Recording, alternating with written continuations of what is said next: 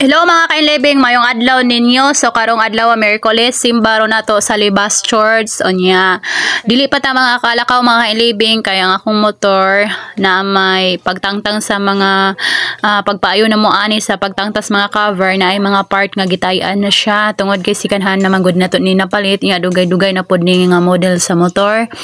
So maon to nga ningon na lang silang papa nga dili sa ibalik ang mga cover. Onya naayo na ni siya sa tanhay mga kainlibing, giuli na mo. Wala sa na ibalik ang mga cover kay para katong part nga gitayan gilisdan siya mga kainlibing o kinahanglan nga weldingon.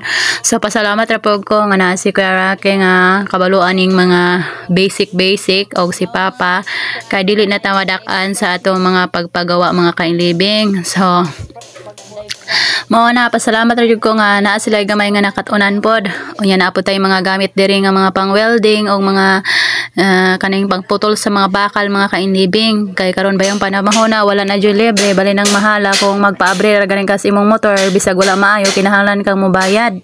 So anin dapita dili sa gyud ta makalakaw ato sa yung hulaton nga maayo ning motor mga kainlibing kay para condition kay ngano man bisan sa tong amping nga dili condition atong motor lisod pug kaayo na kay mag-travel bayat ta. So maayo na nga atong motor sa nato i-travel ato pong i-check ang mga ubang party ni ana kung uga okay ra ba. So kani kay sikanhan ra man guni nato na palit kay mao ra man poy ma-afford nato mga kainlibing.